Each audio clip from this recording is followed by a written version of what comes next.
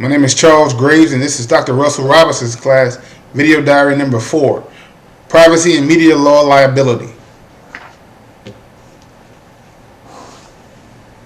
Media law defined as a legal field that relates to legal regulation of the media.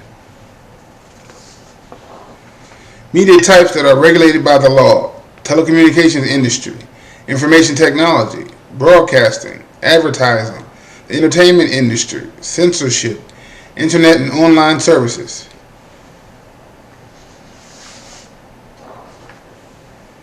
Media law case: false advertisement. Hyundai and Kia vehicles horsepower. Hyundai and Kia overstated that the horsepower in some of their vehicles was as much as 9.6% more horsepower than cars actually had.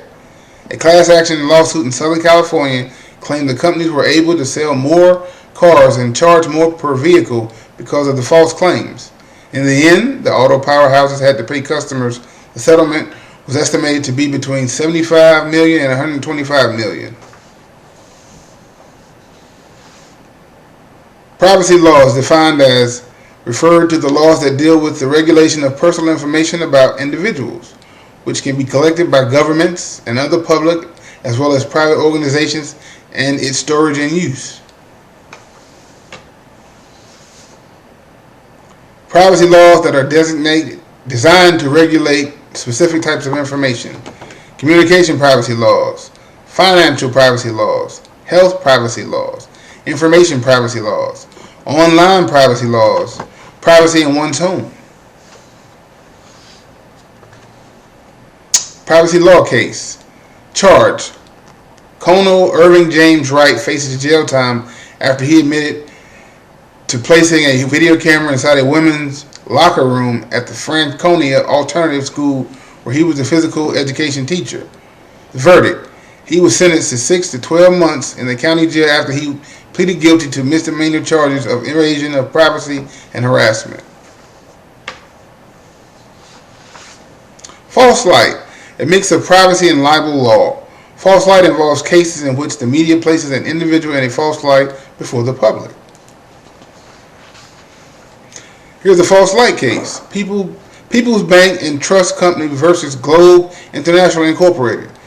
Tabloid newspaper printed the picture of a 96-year-old Arkansas woman next to the headline, "Special Delivery." World's oldest newspaper carrier, 101 years old, quits because she's pregnant.